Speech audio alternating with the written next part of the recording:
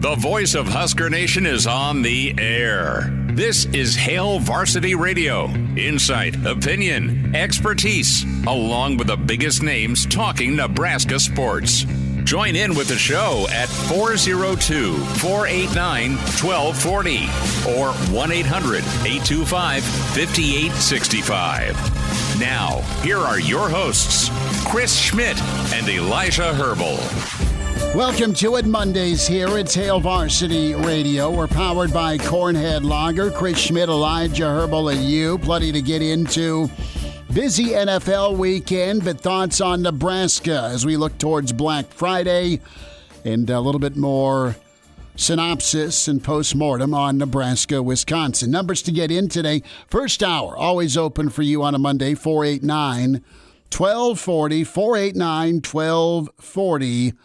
Can also dial up across the Hail Varsity Radio Network, 800-825-5865.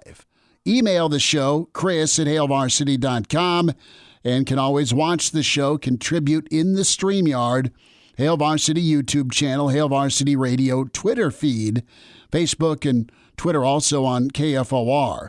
So Anonymous is in, Tuck also in. We'll get to your comments. We have some email messages from over the weekend as well on the Nebraska. Listen, the effort was there. The execution was not. The final score in overtime is just absolutely gut-punching again, and that's 3 of them in a row for Nebraska, and a total of 3 walk-off losses, where Minnesota got you at the buzzer, Maryland got you at the buzzer, and then of course, overtime. Can Nebraska get off the mat for Black Friday? We are on the road Friday. We are at a couple of different awesome spots. We want to see you if you're in town. We're down at the Single Barrel from 6 a.m. to 11 a.m. on Black Friday. What was 6 to 10? I think we're making us go till 11. Oh, wow. Yeah. That's a lot of time on the air, huh? Well, it's kind of split up, right? It's normal KFOR morning show, and then 9 to 11's the Friday edition, the Black Friday edition of Hail Varsity, and then Real Red Reaction from the bar. And that's kind of our traditional ending spot, 17th and P with Seth and Gregors. And this could be the year that you're hoisting a drink on Black Friday and smile. You're going to be smiling anyway because you're hoisting a drink at the bar on Black Friday.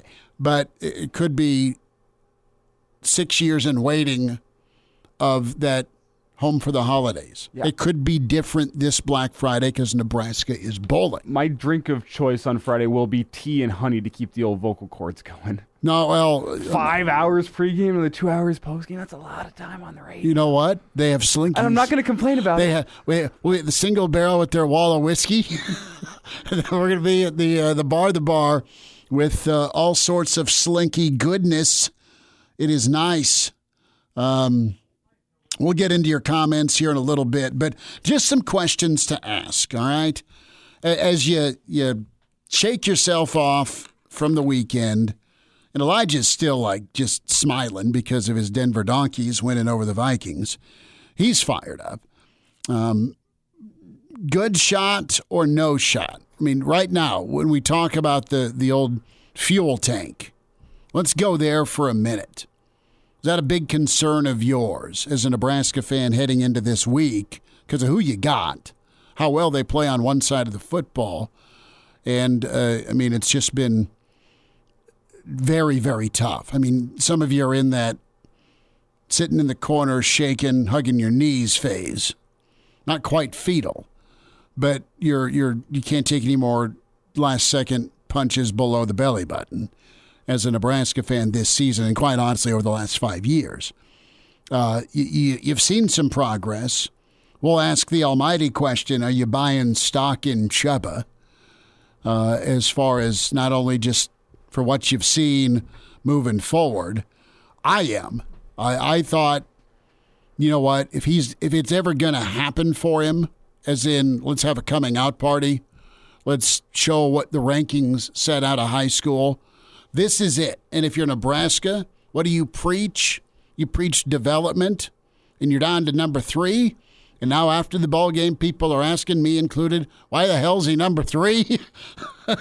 And there's a lot that goes into it with injury and all of that. And we'll have plenty of Rhule rewind as well. But no, I think the fact that there's 24 seniors that are going to try and will this place to being bowl eligible, and if you can just take care of the football like he did, I mean, you saw a little bit of explosiveness on offense. The thing that's going to suck on Friday is special teams. That'll be why you lose the ball game if you lose the ball game. Oh, I'm still not ready to write off turnovers yet. Okay, but can we classify turnovers in 2 categories? As in, okay, the defense made a nice play versus what the hell? Okay, sure. Fair? Well, I mean, Iowa's defense is known for making good plays and taking the football away. Sure, and they do that regularly. So I get it. No, and listen, I'm not saying I have a perfect turnover day, but you got biscuits and gravy on the other side as a quarterback for Iowa. Well, I think you got to have a perfect turnover day. I think if you want to win. Like no turnovers or even? Even. Okay. Even. So the defense, can the Blackshirts force as many turnovers as Iowa? And I mean, tell me about what you like with quarterback matchup. You like Chubba over Deacon? I like Iowa's understanding of what they are. Sure. 3 yards and punt. I get you. Yeah. I get you. Who's on the line? Merv's on the line. Merv, thanks for hanging. Welcome into Hail Varsity. Go ahead. Hey, Schmidt, thanks. You guys got a great show. Thanks, Merv. Appreciate you. And listen, hey, I just want to know what you guys thought about that last minute 35 with a couple timeouts left. You know, I didn't want him throwing that sucker in the end zone too bad, but I thought maybe we could get a little bit more yardage on the ground there, or at least have a chance. You never know. You know, you can get a face mask, you can get anything else. I just thought we played not to win necessarily, but, you know, we just played not to lose. No, Merv, they got too conservative. No, they got too conservative, and they overcorrected. We'll hear Rhule's comments on it, but I thought they should have burned a timeout earlier. Merv, thanks for the phone call, bud. Appreciate you tuning in. 489-1240. No, and that's it. And you're welcome to vent on that. Absolutely. Absolutely. Your thoughts on the end of game drive, and we'll hear from Matt Rhule on that.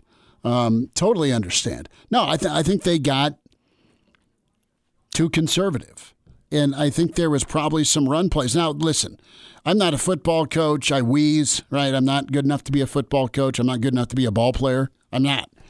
But I liked Chubba's decision making when he would tuck and run, right? That's what the difference in the ball game was to me.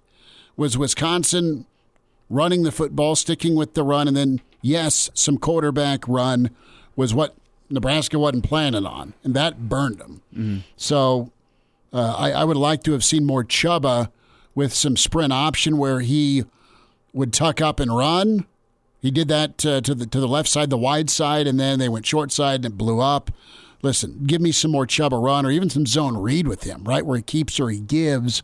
You could have done that. You didn't have to throw those final 98 seconds. Yeah, well, to get back into those final 98 seconds here, I think the strategy from Rhule was correct, but I think the execution was wrong upon having some time to think about totally this. And I defended the end-of-game sequence in our post-game show, and I'm still going to defend the end-of-game sequence. You got to overtime.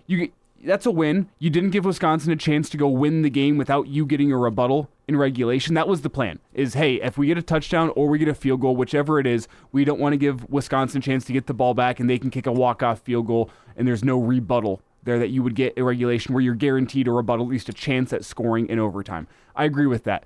I think the problem, which I said this in the post-game show, I mean, you ended the game, you ended regulation with a timeout in your back pocket, which stinks to me of clock mismanagement. If you end the game, you have a chance at a game-winning drive, and you finish the game with a timeout in your back pocket, you have mismanaged something because you still ran out of time. That is my humble opinion. I think you probably waited 10 to 15 seconds too long to call that timeout. You called it with 21 seconds left, I think. And you were ultra-conservative with your play call before you went to kick the field goal. I think you would have liked to have a chance to cut the field in half from the 25-yard line, get into the 15 or the 10-yard line and get a couple of shots from there. I would have loved to have rolled him out and find Vidoni for something inside the 10. Mm-hmm. And how about a jump ball to Malachi?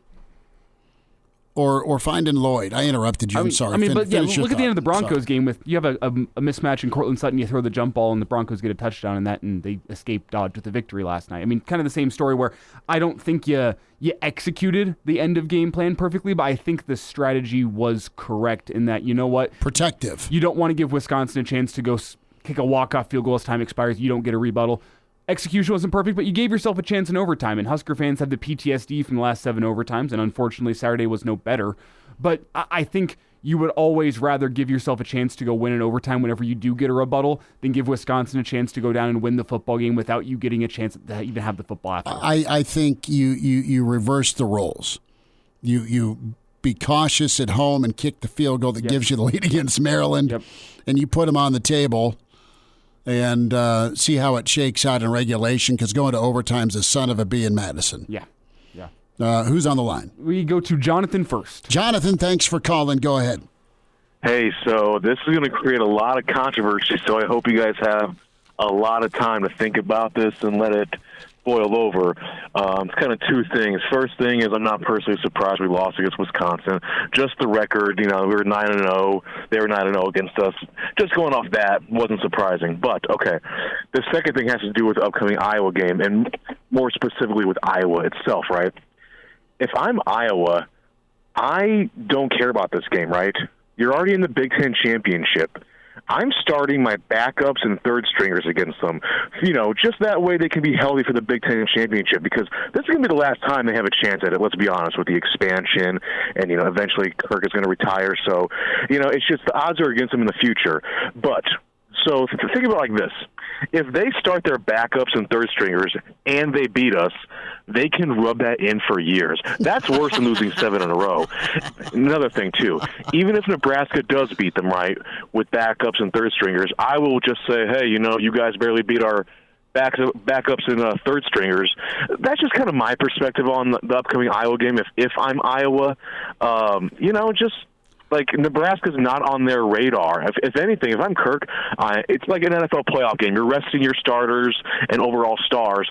That way they're healthy. They're already in the Big Ten championship. It doesn't matter if they beat us or if they lose against us. Jonathan, maybe I'm wrong. Thank you. Yeah, I appreciate the phone call. There's no that's wishful not even thinking. That's wishful thinking. That's a nice way to put it. Because that's not who Kirk Ferentz. No, he's an old school football coach. No, he wants blood. He wants blood, pound of flesh. He wants to feed it to his kid. And don't think he doesn't want to rub the Iowa administration's face in it with a 10-2 record after you forced his son out as offensive 10-2 is not good enough for my boy. You made me get rid of my boy. He's going to do it. Plus, a year ago. Yeah, even if that wasn't a storyline, Kirk Ferentz is an old school football coach that will play his starters and will try to win every single football game. Kirk will throw when he's up 45-7, and he'll throw it to the guy that Nebraska botched recruiting out of Omaha South. Like Bill Belichick doesn't rest his starters in week 17, week 18. It's the same story with Kirk Ferentz. That's not his top of mind. Who's with us? We go to Dave. Dave, thanks for calling. Dave, go ahead. I hope that we win Friday. I've been keeping my fingers crossed the last several weeks, and boy, has that helped. Not. But even if we don't win Friday, the improvement of this football team is tangible. I mean, you can see it. It's incremental. We're asking a lot for the first year, and I'm wondering what the over/under is going to be for Friday. Is it going to be 4 points? You have the new number, Elijah. It is currently 26.5, which is the lowest in college football history. It should be 4. Whoever gets 2 safeties first. I'll give him the hook. 4 in the hook. 5-2. Runners left on. Ricky Wild Thing Vaughn in to close the ninth. Dave, we'll see how it shakes out, but let's see if Nebraska gets bowl eligible. Otherwise, payback's you know what, and Iowa's ready to hand that dish out. Yeah, I know. Go Big Red. Dave, take care. Thanks for calling. 489-1240 or 800-825-5865. Open phones here on a Monday, as always, this first hour. Your reaction, if you didn't get in on the reaction show with Wisconsin. Overtime, were you ticked that it went to overtime? Were you ticked on 4th and 1 from a momentum standpoint? Nebraska's up 14-0. Or do you like the call? And defensively, are you worried about where Nebraska's at defensively? I'm asking that question knowing they only allowed 17 points, 13 points, and really 13 points in regulation their last 3 games. But they look a little punch-drunk. Mm-hmm. I am also curious what everyone out there thinks of Chubba's performance on Saturday. Yeah. Because you and I are kind of in different camps. I'm sure we'll get into this a little more next I segment. said if he's ever going to do it, it was going to be Saturday where he came out and kind of showed what he's supposed to be. He looked good. And Elijah, he looked really good when you in comparison to what he's being compared to. With Harburg as a thrower, not a runner, but as a thrower, and then the Jeff Sims experience. So, yeah, Chubba looked incredible. He looked all Big Ten compared to what Nebraska's had at quarterback. But he looks competent. He looked comfortable. He looked like a thrower. He looked like a runner. And he came in. He's a different dude from a year ago where it was not that against Michigan or Minnesota. Period. And I'll give my thoughts on this. I am not as positive as you are. I think it was a great performance, don't get me wrong, but I'll give you my thoughts. No, you're fine. You're way measured. I get it. I appreciate it. Numbers to get in at 489-1240. We'll also get to the stream comments and more from Matt Rhule on the way. And now, back to Hail Varsity Radio. Back with you, Hail Varsity. We're presented by Cornhead Lager. Chris Schmidt, Elijah Herbel. Find us in the stream, the Hail Varsity YouTube channel where you can watch us, the Hail Varsity Radio Twitter feed. Give that a follow and find us, Elijah Herbel at Herbal Essence, Chris Schmidt at Schmidt_radio. And we'll get to some emails, a little bit of post-mortem from Wisconsin. What did you take away? Some parts of the game you liked. You encouraged by Chubba. Are you buying stock in number 12 moving forward, just beyond Nebraska and Iowa? I mean, is this a guy that you're anxious to see as maybe QB1 next year? Is that just too quick, too hasty? Also, is the defense punch drunk? Maybe just a little bit. Long season, a heavy lifting for them, and your gut on Iowa. A trio of questions there, Nebraska, Iowa. Plenty of time this week to get into it as well. Who's joining us? Chris is on the line. All right, Chris, thanks for calling. Go for it. I want to talk about volleyball and soccer, women's. I mean, we have a women's volleyball team that hasn't lost, undefeated, number 1 in the country, probably on their way to a national championship. We have a women's soccer team that is in the Elite 8. How come we're not talking about them? No one's calling about them. You're the first.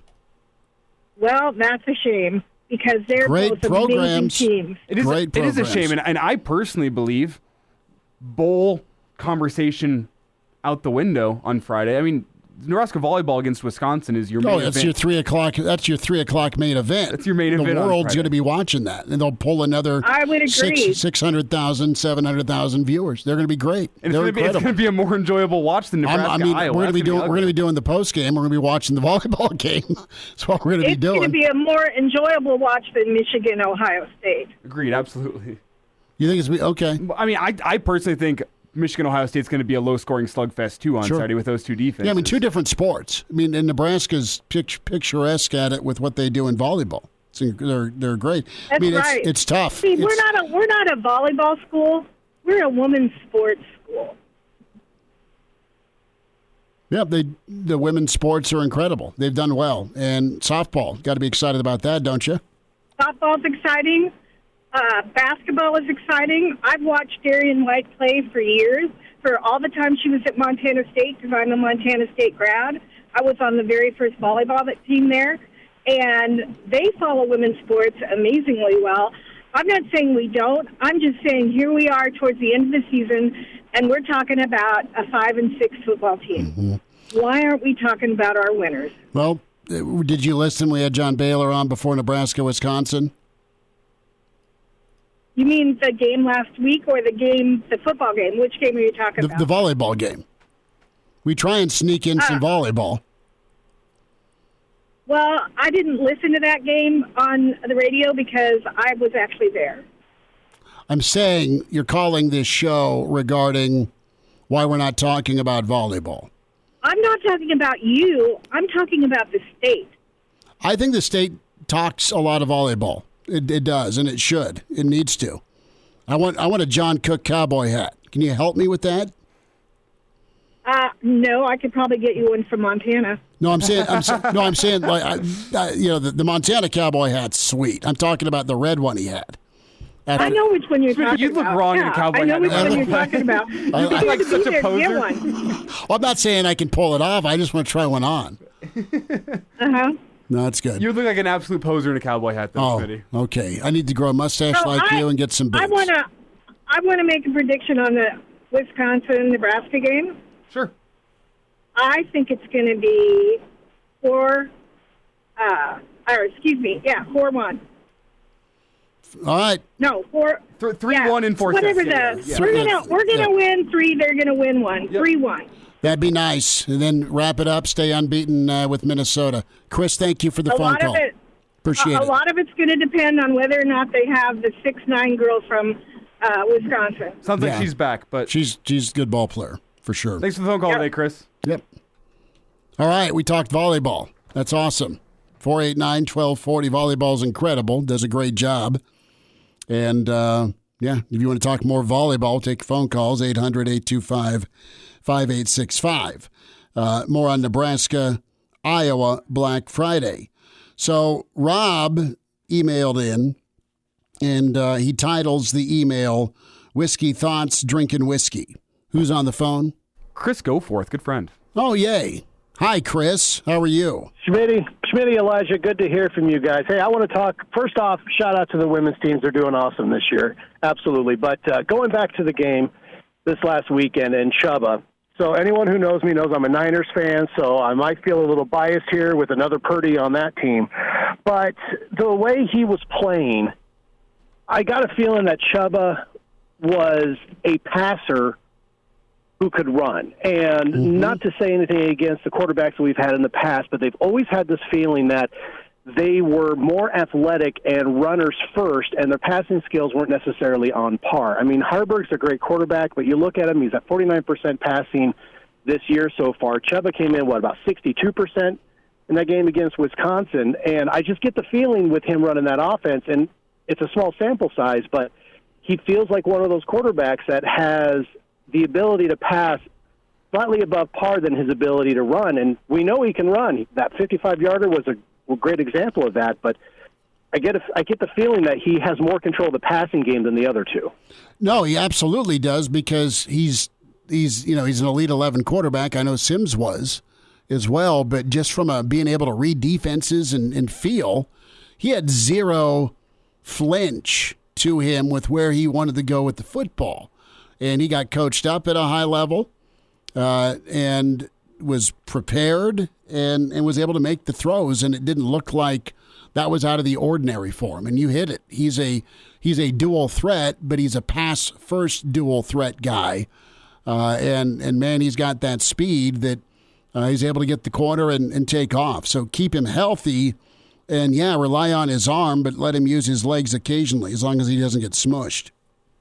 No, exactly. And, read the defense. I think it's a great point because you look at how well he did. He had that one errant throw on the sideline that could have been intercepted, but he held on and protected that ball the entire game up until the very last play. So I think we got to give him some credit for the way he ran that offense, and appreciate you guys giving me some time and look forward to seeing what if he's starting, what he might be able to do against Iowa. No, he'll start. Let's see if he can get protection and see if the offense can kind of keep going. Chris, thanks for the phone call. And my concern with Chubb, I'm going to use an analogy here. It goes back to my days growing up with my dad, taking me around to the job sites whenever, summer vacation was in effect and there was no school to babysit me. So I'm just hanging out at the job site trying to find something to do. And my concern with Chubba is that, like after a day out in the job site, it's a hot summer day. You got to go use the bathroom. You go to the porta potty a couple of times. My concern is Chubba's like a gas station bathroom following the day of work. And it's a hell of a lot better than a porta potty, but it's still not a great bathroom. This is a terrible analogy.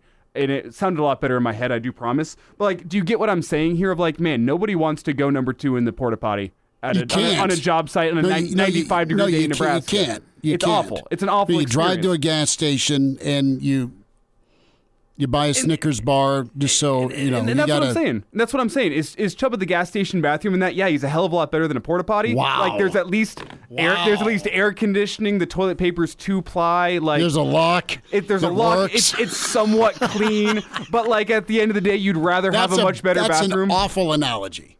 He's better than an emergency use only. Well, no, your porta potty is the emergency use only, which is, I think, what you had in Jeff Sims and Chubba, which is, not Chubba, excuse me, Heinrich. Dude, you're painting a very bad picture of the quarterbacks here. Have you seen a better picture on the field this year? And I'm saying, like, a gas station bathroom gets the job done. But just the job done, and it looks a hell of a lot better aesthetically. The act, okay? The act you chose to zero in on. Okay. That's where we're at. Who's on the line? I have not checked yet. All right, great. If it's another volleyball fan to pound me for not talking enough volleyball, give me a warning first. 489-1240 is the way to go. 489-1240 to get in. 800-825-5865. I promise you we'll get to Matt Rhule. And it's John on the phone lines. Oh, my favorite? Yeah, John. All right. John, go for it. Thanks for calling. Hey, how you doing today, guys? We're good, man. Good. Hey, I just wanted to comment on this season. I'm a diehard Lions fan, and watching this season has really been kind of watching like the last 3 years of the Detroit Lions football team. I know it's rough right now, but just waiting for that culture to get instilled and kind of him getting his players in place. And I really think that great things are going to happen. It's just going to take a little bit of time. It is, and I think it's, John, I think the culture part's good. I think it's really good for Nebraska. They just need it to translate into wins. And Rhule had a great comment today at his press conference about the fact that he's feeling great, not satisfied, but great about where if he were to do an autopsy of this football team, he feels great about where they're at, attitude and culture wise, but the wins aren't matching.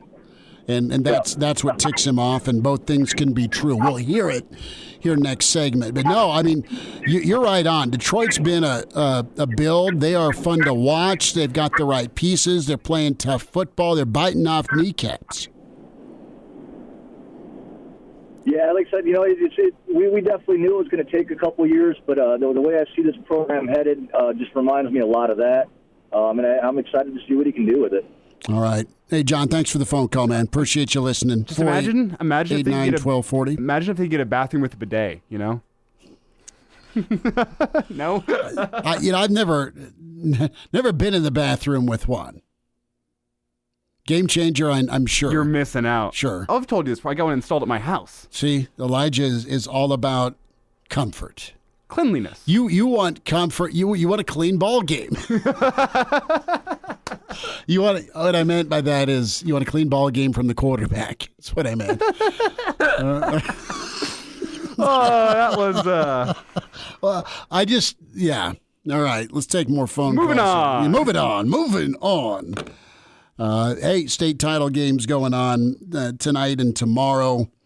That's awesome. And it is straight up fall football weather for Nebraska. So Anonymous checks in. And let's hold the callers till next segment. Anonymous checks in 3 different head coaches, 4 OCs, 4 quarterbacks for the last 7 OT games. 0 first down, 0 points. Other teams scored every time first in OT. Meet the new boss, same as the old boss. The way things are going, I expect Jeff Sims to transfer to LSU. Lead them to the national title, win the Heisman, with constant reminders of how he got run out of Nebraska. More of your calls. Hail Varsity continues. Hail Varsity Radio is live. Now, back to Schmitty. Schmitty's a great guy, but he don't have a brain. And Elijah. You want me to speak? We're not pointing you yet. On Hail Varsity Radio. Thoughts from Matt Rhule coming up. It's a birthday edition of Mr. Blackshirt Charlie McBride, a Monday edition with Coach. He'll be with us in about 25 minutes. Jay Moore in hour 2, so 20 more minutes of open phones. 489-1240. Are you buying stock in Chubba Purdy to move forward? Mike, thanks for calling. Welcome into Hail Varsity. Go for it. You know, for the last month or two, the coaches have been saying it, you guys have been saying it, we got to get Emmett Johnson the ball more. Yet here he is, 13 carries again. Why don't they just give him the ball more? I don't know. And I'll say this. They were using him to hammer away in the fourth quarter when they actually had their drive going. I'll say this. Grant played probably his best game of the year. He ran well. He got hurt, though, didn't he? He did get dinged. I don't know the severity. It wasn't mentioned today by Rhule at the presser that he's out or there's a question mark. I think he got dinged a little bit, but I don't know that it's anything that would keep him out against Iowa. But Grant looked like he's supposed to look. I mean, he had ball security. He was getting through the line, and he was really doing well, kind of on that fringe edge of between the tackles. Nebraska did pretty good work with some of the Grant runs, and I thought the 1-2 punch was fine. If Grant wouldn't have gone anywhere, he did less east-west movement with his run. He was more north and south. He got really downhill. So I like the running approach. I would like to see a little more quarterback run in the second half. Well, first team to 3 wins on Friday, I think. So. 3 safeties? Huh? Mike, thanks for the phone call. Bet. Appreciate it. No, could it be one of those 6-3s? Well, the snow has moved out of the forecast. No, I know. That breaks your heart. You were hoping for snow angels and snowmen and snowballs. It would have snowed if it was for the Big Ten West title. I guarantee that. That's how it's supposed to Iowa happen. gets the win, Nebraska loses, and therefore the snow decided it doesn't need to fall on Lincoln for that game. Let's hear from Matt Rhule. First and foremost, end game situations. We'll finish the press conference and start this segment with it. It's cut 18 here. End game situations. Our dear friend Mitch Sherman from The Athletic asked Coach Rhule what the practice setup's like, and I'm paraphrasing, but how do you guys prep for these moments? 2 games in a row, and it's going to be like this. Rhule's been correct with his prediction that every game's going to be like this in the Big Ten, and you've come down the stretch where you've needed to go 2-minute drill Sparty, you've needed to go 2-minute drill Maryland, you've needed to go 2-minute drill and then get to overtime against Wisconsin. Here's Coach Rhule. I'll be frank. I'm assuming you're referring like I probably should have called the timeout earlier, right? No, I'd rather address it directly than not. As I said after the game, for me, it was really important in that game that I gave the defense a chance to win the game. Because too many times we haven't given the defense a chance to win the game. So when you look at it from an outsider's perspective, and you haven't seen the Minnesota ending, you haven't seen the ending last week. From a traditional perspective, I completely understand it because we had missed one earlier, because we have a freshman kicker, because it was cold, because of all those different things. I wanted to make sure I got the ball down in a certain area. I also didn't want to kick because we didn't get that third down. I didn't want to give them the ball with 40 seconds left because if you go back to last week, what happened? They went down and they kicked the field goal. So I didn't want to throw an interception in the end zone. I mean, I'm saying I wanted to be conservative to get the first down, make sure we had the first down, not give them time to go on and kick the field goal. I thought we were playing really well on defense, and we would stop them in overtime and win the game, or we'd have a chance, let's say, hey, make sure we have a shot at the end zone. If I could go back, like I said after the game, I'd have called the timeout with 30 seconds and had 2 shots in the end zone. I don't know for us how many shots we're going to hit from like the 18 to 20 yard line. So I say all that to say you make those decisions based upon your team, right? So in the offseason we do it based upon other teams and the analytics, and the analytics told me to go for it on 4th and 2 on the previous drive. My gut was to punt the ball down, that we were going to stop them. That was right.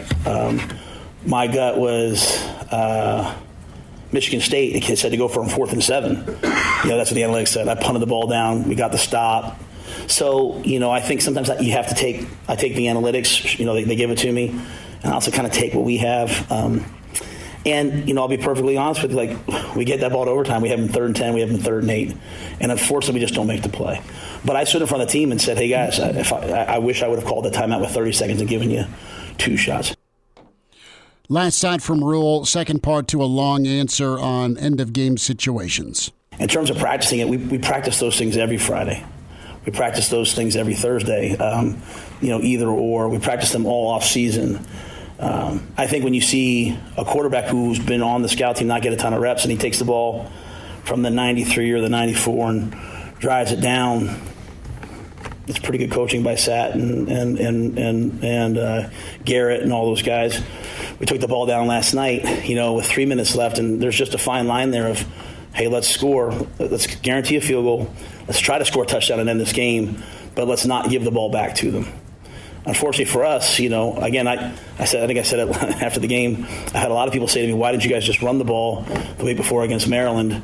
Because we would have, kicked the field goal and given them the ball back with 2.5 minutes left, or 2 minutes left, had to kick the field goal the week before. They got the ball back at the 25-yard, then they went down and kicked the field goal. So it's a fine line there in terms of balancing it. We go through all the different things. We have parameters that we use, when to use timeouts, when not. We use the analytics, outside service. We practice it. But in the end, you have to make a decision. And what I don't believe in is resulting. And that's when you balance your decision based upon how the result comes out. You make the best decision. If I could go back, I would have called the timeout with 30 seconds. I'd have given them 2 shots. But what I didn't say after the game is, really, because after the game you're pretty emotional. I just did not want to kick that field goal with 45 seconds, make the field goal, and then give them a chance to go down and tie it. Win the game. I wanted to at the very least get it to overtime because I thought I was really starting to see our defense emerge. And we had 2 third downs that we gave up. We had a penalty on offense. Just didn't make the plays. But as with everything else, all those things fall squarely on my shoulders.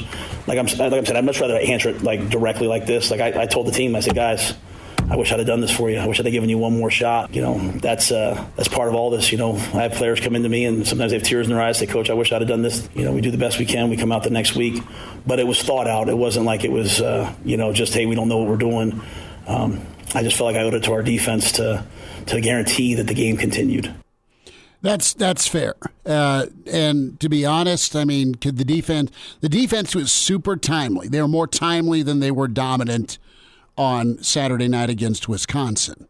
They've been timely all year and really either forced some turnovers like they did in the second half against Maryland or got some key fourth down stops for Nebraska. Colin checks in the last drive. Nebraska had a great drive going with mainly runs. Wisconsin was shook. They had plenty of time to run several plays. You didn't even have to pass one single time, so the fear of the interception is moot.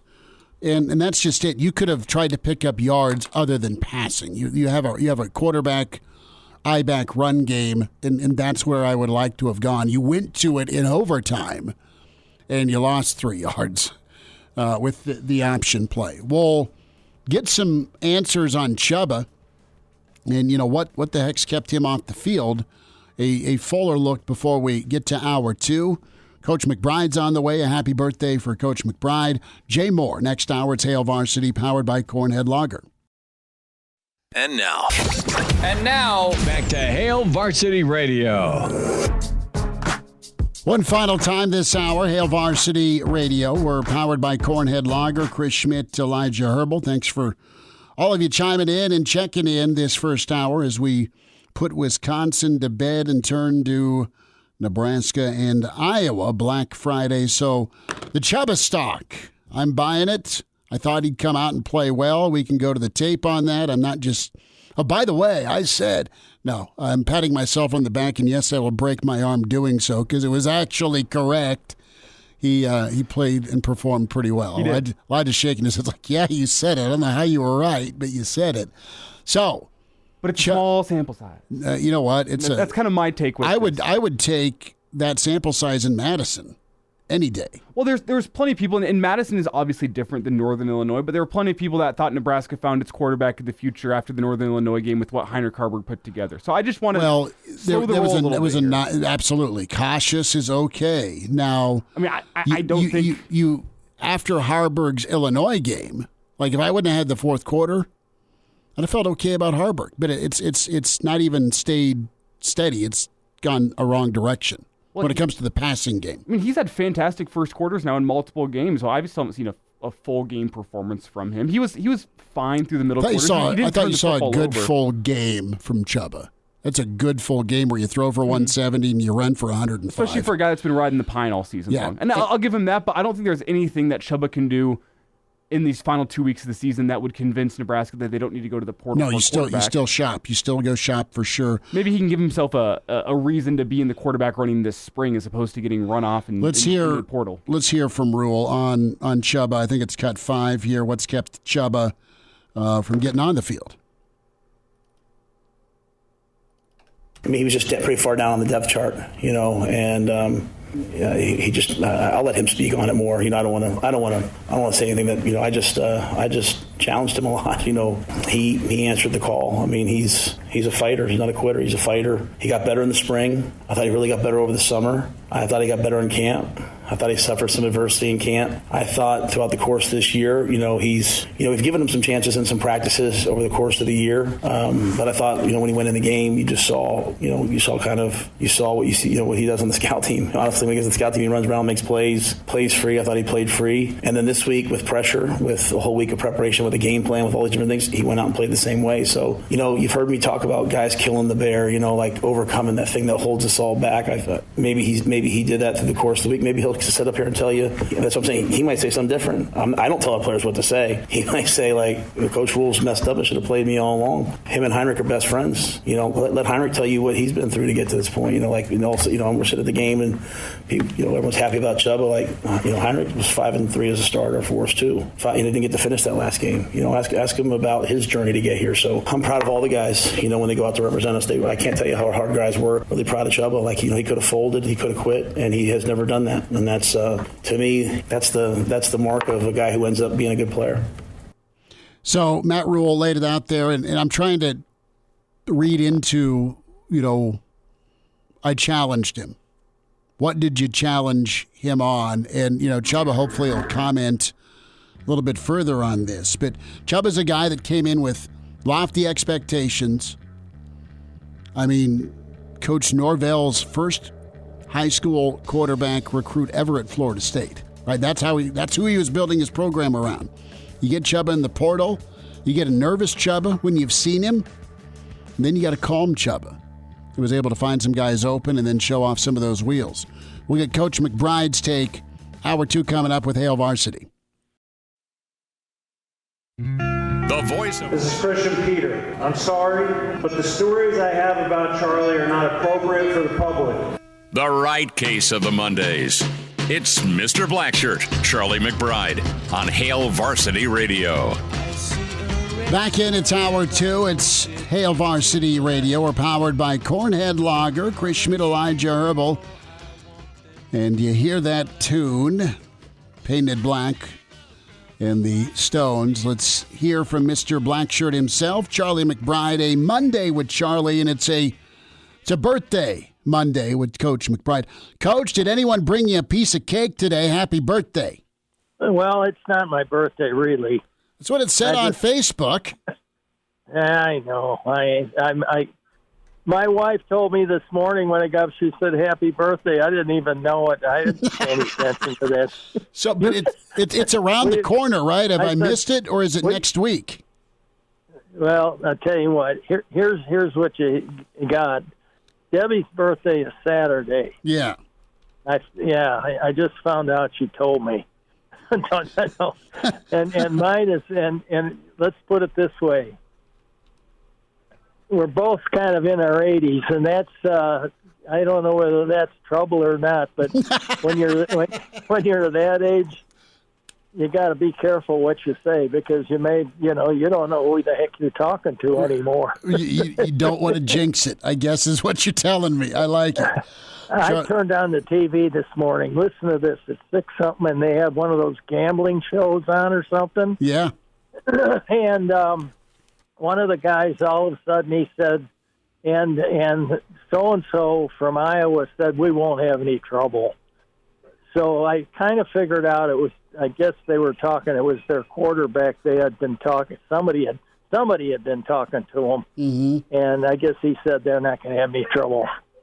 So that's good, because I have a feeling they're going to have some trouble.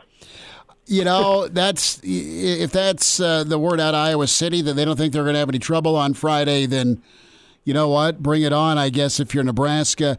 I want to go to Saturday night and get your thoughts on just what you saw with Nebraska and what you saw with Chubba, the quarterback. Well, what I saw with him, I said this before on the show, that it bothered me that we weren't getting any work to some of those other guys in times of, that we were having trouble with our quarterback. And, I don't know. There is some philosophy behind what the head coach decides he wants to do. And maybe he wants the guy to fight through all the bad stuff. That's fine. Mm-hmm. I mean, that's his philosophy, and that's the way you do it. But I thought that he's going to take a hike after this year if it went the way it was going, and because he can't stay here. Yeah. The way things were going as far as I could see. Mm-hmm. And but once he got a chance, and I knew one thing: if you're going to run options, you better run it with him, because he knows, he's been doing it, he's done it, and I think it showed right away that maybe, he has a little better feel for running the option. Here's the problem. It's like anything else. The game has to slow down to be a good option quarterback. Mm-hmm. And when you're first learning, and you learn in the middle of the year, and you're in a hurry, and everything's going too fast, it's really hard to do, and so you can't blame the kid for, sometimes for not looking so hot on the option. You have to. I mean, we worked on it like it was, we never worked on it before. We worked on it hard every day, on both sides of the ball. Even though teams didn't run an option, we did. But we still had our 10-minute option period, and it really, really, really helped, because you got a good feel of the game speed and things like that. Coach Charlie McBride's with us. Coach, how about the final 2 minutes in regulation? Nebraska gets the field goal, and that's 2 weeks in a row. It's come down to the wire, and Nebraska went to overtime. The good news is they made the kick. The bad news is they lost in overtime, and it looked like Wisconsin was really kind of, reeling in that final drive for Nebraska, and Nebraska went a little conservative. Coach Rhule's answered it a couple of times now since Saturday, but what do you think about that? Okay, well, I my answer is not what you want to hear, and I'm kind of a little bit of a nut on certain things in statistics. Yeah, and one of them is red zone. Mm-hmm. When a red zone, our red zone offense is 14th in the conference, last. Mm. Okay, and they're 127th in the nation in our offense being able to score, and there's 130 teams. That's 3 from the bottom. Yeah, and so right away, as soon as that overtime came, I'm thinking, oh, you got to be kidding me.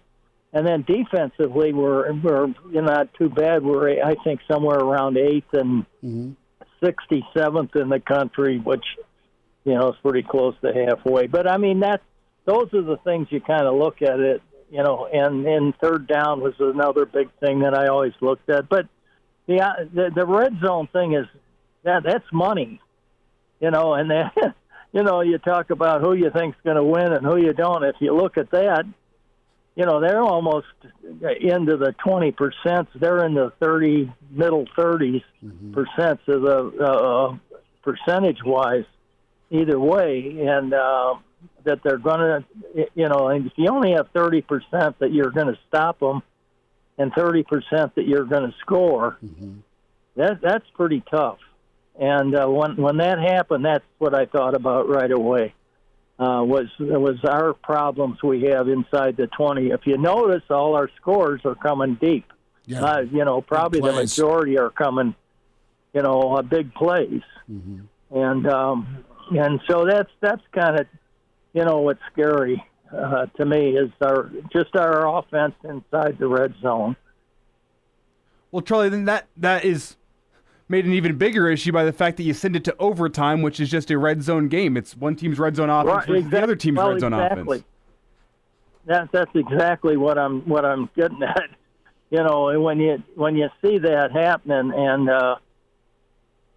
I don't know how you answer that question. As far as I don't know the offense for sure. I mean, I you know, like I said, there's some questions about what is your red zone offense. We don't know because we haven't been there enough because our scores have been deep balls and a lot of things and big plays.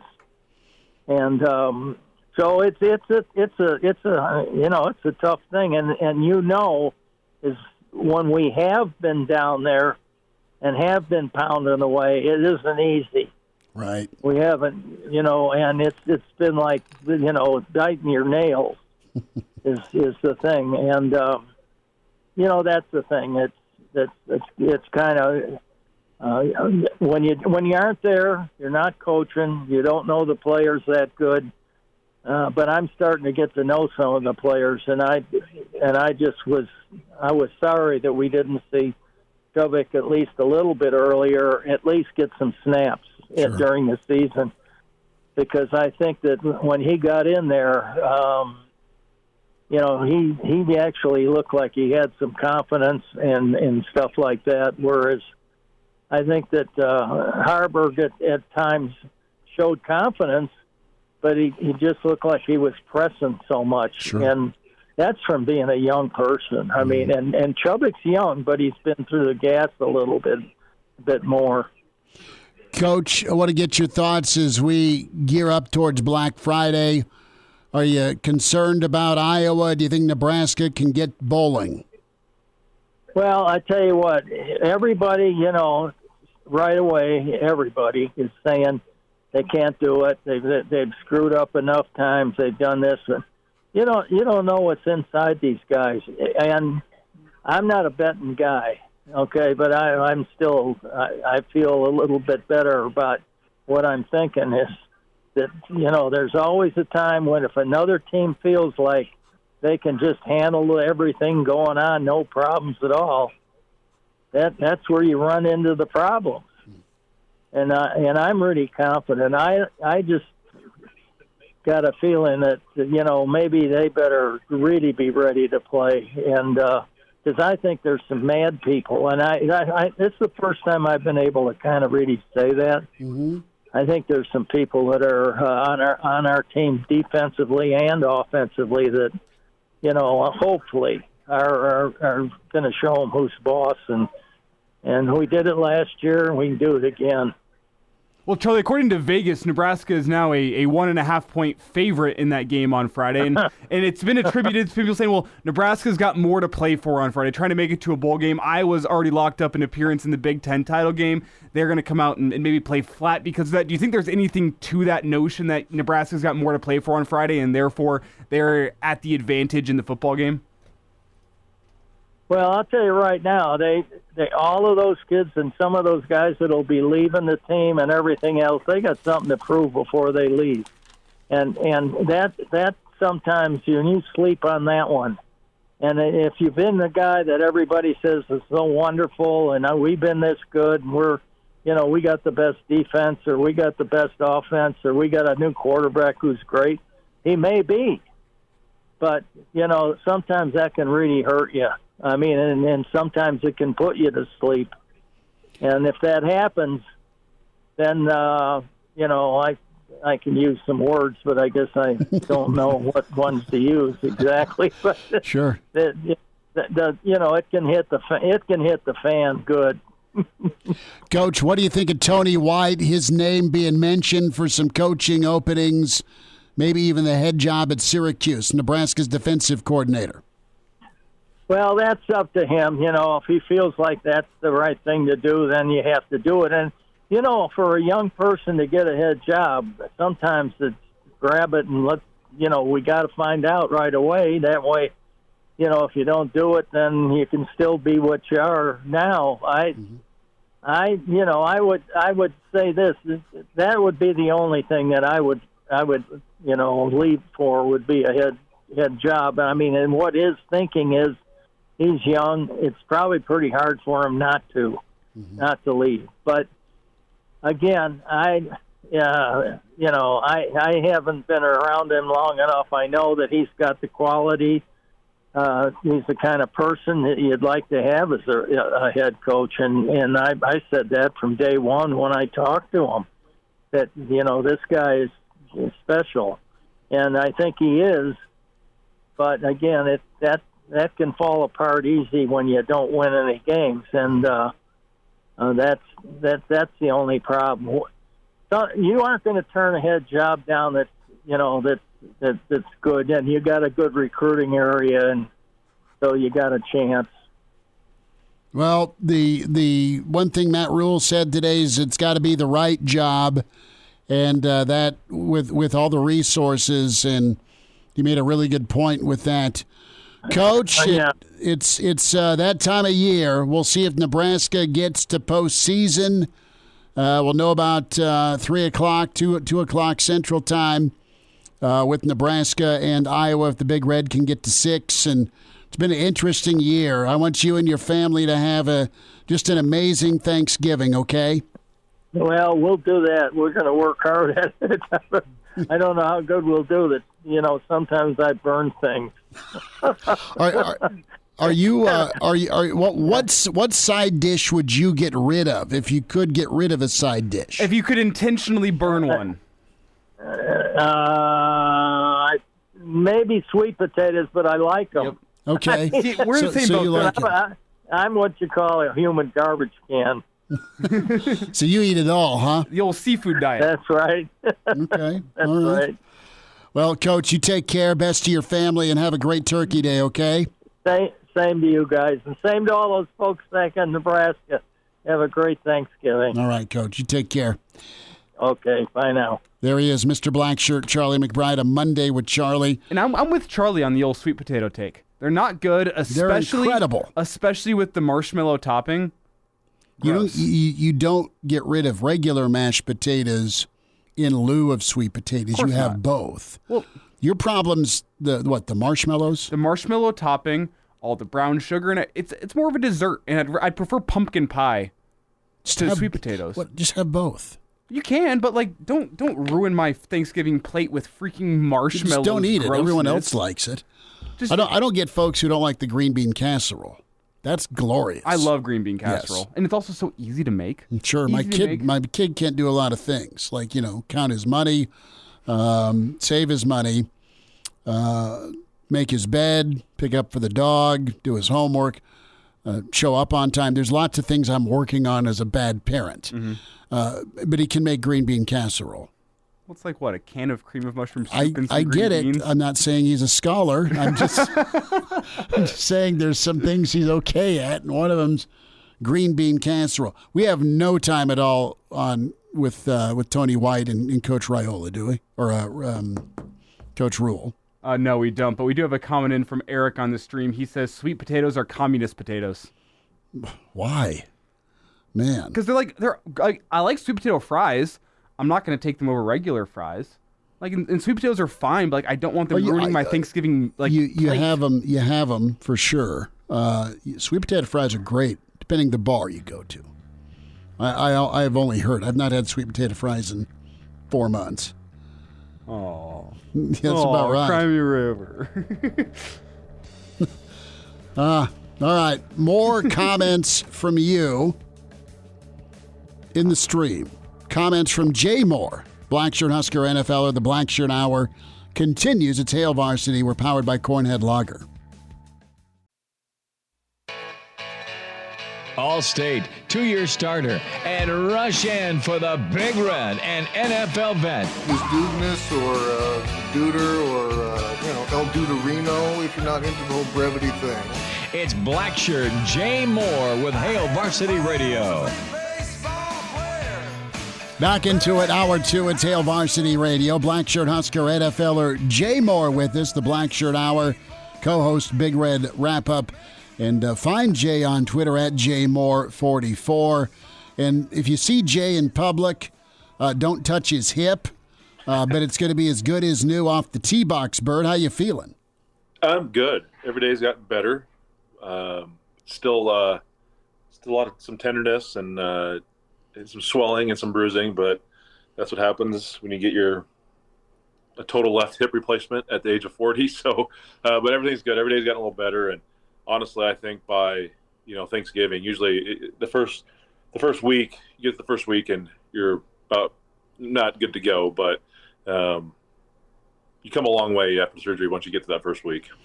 Is this NFL, college, high school overuse, or is this T-box?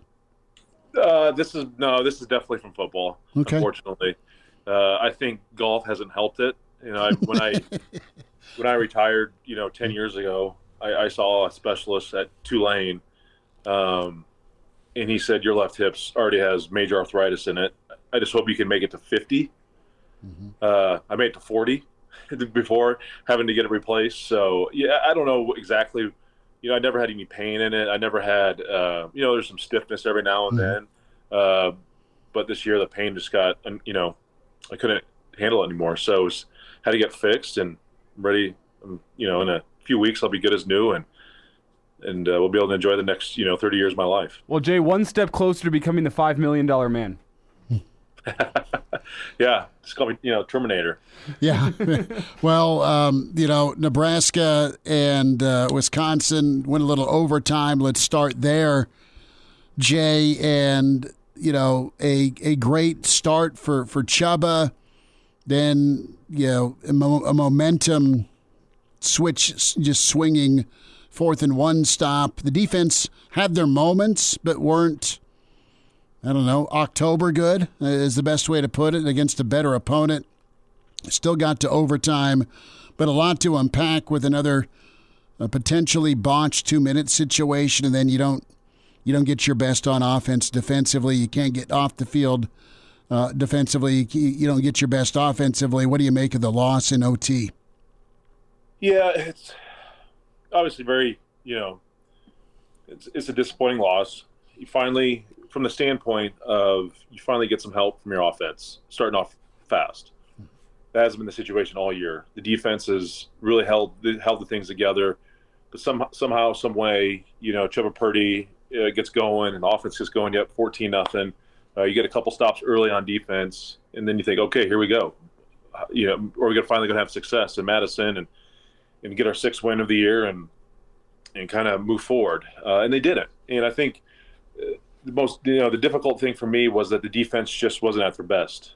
And you said it, they got stops at times, and fourth down stops needed, what kept them in it. But they weren't sharp. They had trouble tackling. They made Mordecai look like Michael Vick at times. And good for in Wisconsin for utilizing a lot of the QB draw situations. Nebraska runs a ton of stunts up front and does a lot of movement in their 3-3-5. So, when we do that, sometimes you can get burned, and they got burned a little bit. And Braylon Allen got a little healthy. We definitely know about Braylon Allen. They got him going a little bit, but overall, you finally got some help from the offense. Defense just wasn't quite up to as good as they had been. And the special teams really was very disappointing as well. I think the punt game, Bushini struggled at times had opportunities to flip the field. You don't do it. Pin your opponent inside the 10. You don't go get that done. Obviously, you missed a field goal going into half, and that's more. The special teams is a little more frustrating to me. I think you want to talk about the end game situation, end of half situation, time management. I'm not as annoyed at that situation as I was last week. Mm-hmm. I think I was more unhappy with the end of the half situation. Mm. It looks like because they were lucky they got a second left at the end of the half. I wasn't quite sure what they were doing there. They let way too much time run off. You're gonna go into half with 2 or 3 timeouts. So that end of situation of the second half was a little more questionable to me. Listen, when we got to the end of the second half, I understand what he was doing. If we want to get into that, I do, because you can't. If you wanted to get 7, I get it. But what gives you the best opportunity? You think winning overtime was the best opportunity? Then you have to try to do that. And the last thing you want to do is call some timeouts. kick a field goal, and then give Wisconsin a chance to score. Get their opportunity to take the lead to win the game. So I think if that's what they wanted to do, and I'm pretty sure that's what Rhule wanted to do, he executed it fairly nicely in that situation. I know people not happy with it, but you learned a little bit from last week. I know the situations are different, but I'm not as upset as the end of game situation as I was against Maryland. But overall, the one against the one in the first half was a little more head scratching. But then, just with the defensive issues and just wasn't there, and the special teams issues, you have to have all three phases clicking to be able to win on the road, even though the Wisconsin, isn't the same Wisconsin that we know from the past. It's Jay Moore with us here on Hail Varsity Radio. And Jay, I'm with you 100% on the clock management side of things. I've been preaching it since Saturday night. You weren't playing for three, at least in my opinion. You were playing to keep Wisconsin's offense off the field because you guarantee yourself a rebuttal in overtime. You don't necessarily get a rebuttal if you give Wisconsin 40 seconds in a tie ball game. They can go win that game for you. So I agree with you there. The one thing I'll say is you do end the game, or at least regulation, with a timeout in your back pocket, which I think is evidence that it wasn't perfectly executed, Matt Rhule's plan, but I do think the vision was the correct vision. I want to get your take, though, on something we discussed at the post-game show and something that has been going around today. Do you think Nebraska got outcoached on Saturday from offensively and defensively? Because I think Wisconsin made great adjustments on both sides of the football in that game to kind of flip the script with what you saw in the first quarter into the second and the third quarter. Do you think Nebraska got outcoached? I don't think they got outcoached. I think their good players are better than our good players, and that's what it kind of, when it comes to this type of season, you don't call plays. You call plays for certain players, and I think you leaned on those guys. I think you leaned on Braylon Allen, you leaned on Mordecai, you leaned on some of their better wide receivers. I think defensively, Nebraska had their chances. Plenty of missed opportunities to get Mordecai down, behind the line of scrimmage. They made their stops too. Like they made stops when necessary. I really just think it just comes down to the special teams, and it's close games. If you want to say they're out-coached special teams, I don't know if that's an out-coaching. They're just out-executed. Again, that's when it comes to close games, the special teams, I mean, that third phase is so important. And the inability to flip the field, the inability to pin the opposing offense back, the inability to get points when needed in your kicking game, that's tough. But I don't think they're out-coached. I think Wisconsin made some good calls and they needed. Nebraska wasn't sharp on defense, and special teams is really, was the main difference, I think, in that game on Saturday night. Jay, is it the level of opponent that's been an uptick, i.e. Michigan State's talent level, Maryland's talent level, Wisconsin's talent level, that's been able to make the defense look mortal? I mean, is it as simple as that? Are they getting worn down? Because guys that have been really good all year missed a lot of tackles. Yeah, I think they're getting a little worn down. That's part of it. They've played a lot of snaps this year. They've been backed up against the wall a lot of times, and they've came out swinging and won a lot of them battles. And it's just they haven't been as successful in those battles as of late. And I think a part of it, I think you get a little bit of scout on the defense, and what works and what hasn't worked. They're a little leaky in some of the coverages. Pass rush hasn't been great. And you want to bring pressure. It seems like they have brought pressure. Again, they can't get the quarterback down, and guys get open in the man-to-man situations. So I think more of just tired. I know they're not playing. Maryland was probably the best offense they have seen since Michigan. You hold them to 13 points. You hold this, offense to, 17 in regulation. But I think just overall, it's the fact that they've played a lot of snaps, and I think it's just showing. But the frustrating thing is they finally got the help from the offense needed, to get off to the start that they needed, and they weren't able to kind of grab that momentum as they should have. So I think overall, though, just that they've just been fatigue so far heading through 11 games. Jay, do you feel that the overtime period was a tired Husker defense? We talked about just the game as a whole, but in overtime, there were a couple plays that were a little out of character with Braylon Allen and that offensive line pushing forward. I know that's what Wisconsin's done for years, but that isn't what they've done this year, and Nebraska's been really stout in the rush defense. So particularly zooming in on the overtime period, did you see a Husker defense that was tired, or did you see a Wisconsin offensive line that was playing in front of the home crowd, had something to prove on senior day? Yeah, the overtime scenario, they got bailed out because they didn't get the tripping call on Braylon Allen after Henrich ran over him. I think that drastically changes that scenario. You're 2nd and 10, or instead of 2nd and 10 or 3rd and 10, you're 3rd and 20, 3rd and 25, maybe 20. It's a 10 to 15 yard penalty. I'm not exactly sure what tripping is, but that right, that changes a lot. But again, they just were able to make some plays, and fatigue has become an issue, and it was an issue. And momentum is a crazy thing in college football, and when you got it, it's all yours, and they had it. And Nebraska was able to grab it early, and never really got it back until late in the game. And they kind of made that last drive to get a field goal, but once Wisconsin kind of got their situation figured out, we couldn't find an answer for them, unfortunately, and just wasn't enough. Jay Moore's with us. It's Hail Varsity Radio at JMoore44 on Twitter is where you follow him and watch him with Big Red Wrap-Up.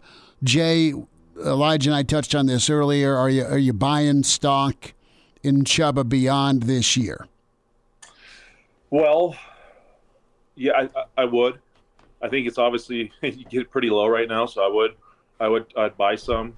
I like the way he managed this game. I mean, other than the last play of the game being a turnover, he took care of the football, ran the offense with great command, made quick decisions.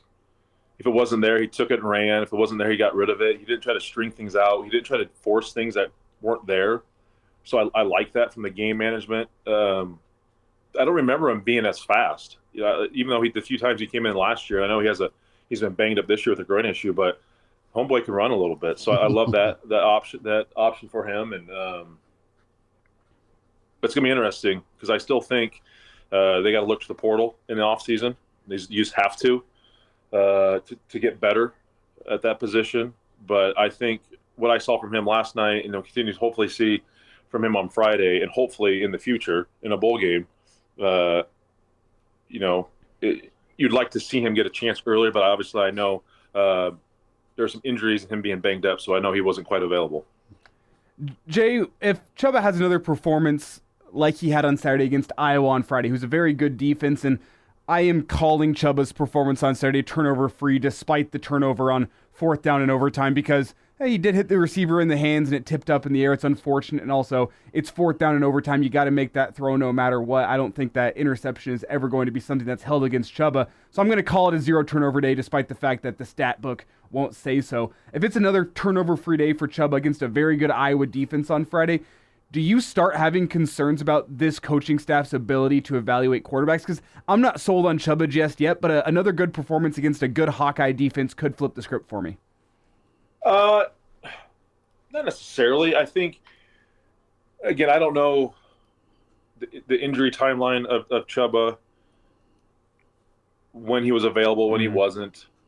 I know you hit your wagon to Jeff Sims and you got rid of Casey Thompson. If anything, that's more concerning to me than the ability to see what you have on your roster. But going forward, I think that Chubba has plenty of ability. I think he's shown the ability to throw it, run it, make quick decisions, and it's a very, very small sample size. If he has a good performance again on Friday, like you said, it'll be interesting where he stands, after whether they win or not, and then head into the offseason in the spring ball. Like I said, I still think they got to look further to get that room better. But I think they know what a quarterback is. I think they do, and I think you took your shot with Jeff. It didn't work. You tried it with Harburg. You found some things that worked with him. You won some football games, so you stick with him. But obviously, when he has his injuries and then Jeff has his turnover issues, you go to your one guy you have left. And I think they've done about as good as they can, honestly, in this situation. Because let's be honest, it's your running back room's been decimated. Your wide receiver room's been decimated. Your offensive line has been banged up all year long. I know Satterfield gets a lot of the flack, but the fact that this team still has a chance, they've got 5 wins, and probably should have got a couple more with the offensive room that they have and the injuries. It's still been impressive to me. It is fascinating. If you beers half full, half empty, all they've been through, the close losses, 3 walk-offs, and they're still possible to get to a bowl game. That's remarkable. And if you get some better breaks, you're already there, despite. So that's a strong take that not everybody can coach through. Jay, as we wind down, thoughts on Black Friday? You feel like Nebraska gets bowl eligible or just too much Iowa going in? No, I like our chances. I do. I think somehow, some way, we'll figure it out how to get done. It's always going to be a low-scoring game. Might even be surprised if it even cracks into, a team gets double digits on both sides. To me it's a 10-6, 9-7. It's going to be a so low scoring type of ball game, and I just like Nebraska's ability to maybe find something offensively with Chubba. The defense, is not going to be stressed out with Iowa's offense. They've kind of gotten a few things going here as of late, but not a ton. Found some run game late against Illinois on Saturday afternoon, but I think this defense is going to be awake and alert and ready and a little ticked off with their performance up in Madtown. So I think somehow they get it done. It's going to be close, low scoring, and they'll finish. Hopefully, they'll finish 6-6 if they win and somehow get to a bowl game and get 14, 15 more practices and get some young guys developed even more and use it as a recruiting tool and get better heading into 2024. Jay, is the story of the game going to be whoever wins the punting battle wins the game? That easily could be the case. I don't like that because Iowa does that very, very well.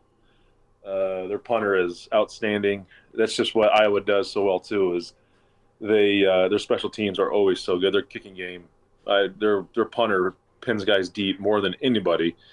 And Iowa knows who they are. They've accepted who they are. They know their defense is good. Their special teams are great, and their offense is, I guess you'd want to call it serviceable. I don't know if you want to say it's serviceable. It's just good enough, right?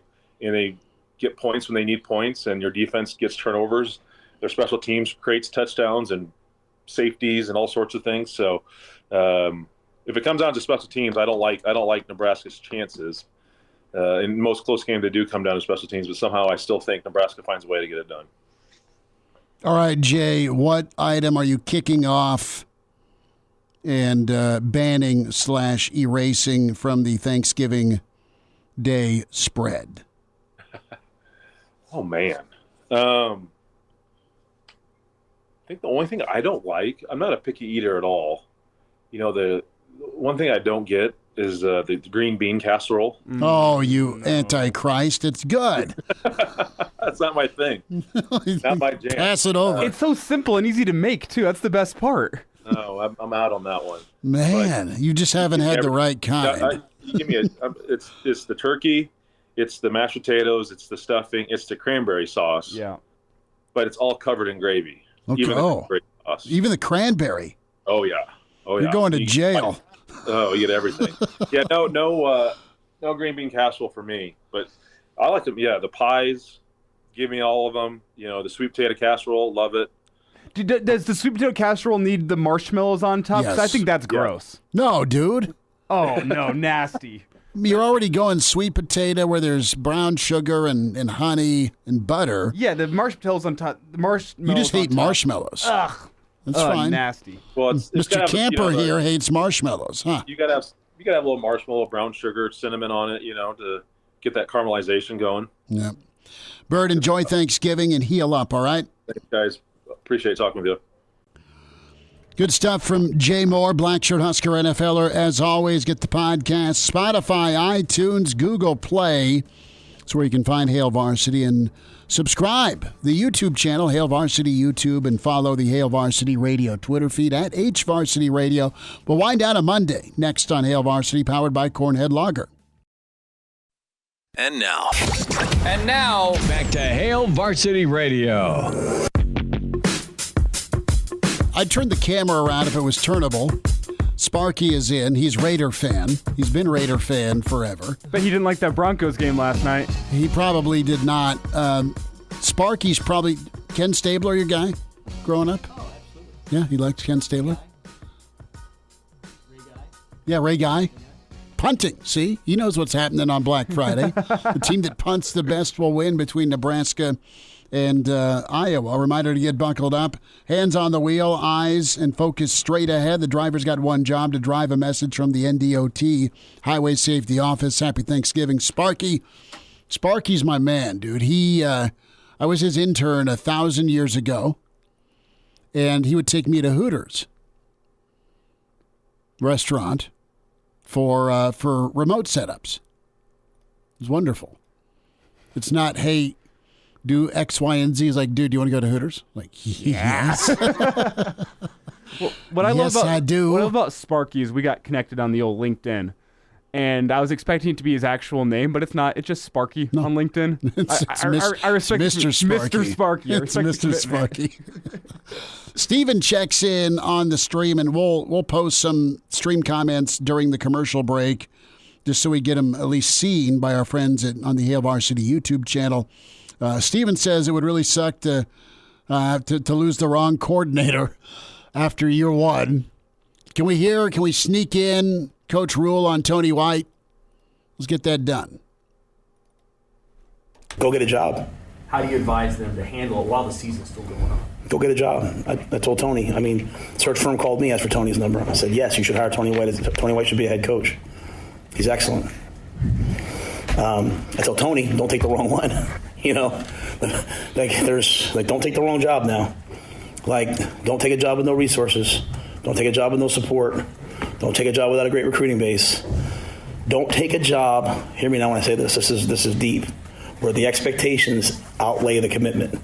If I want to be in great shape and I work out one day a week, okay, you want to be a 10-win team and you're spending at the middle of your conference, okay, your expectations. So I do that with all my guys because it's like the players.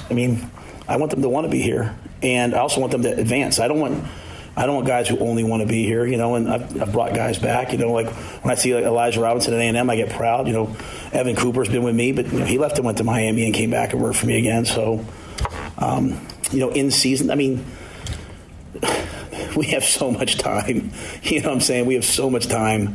Our coaches are here at night. They're here. We have guys that show up at 4 a.m, not me. We have guys at night. Our guys are professional. They would never, ever put anything but the players first.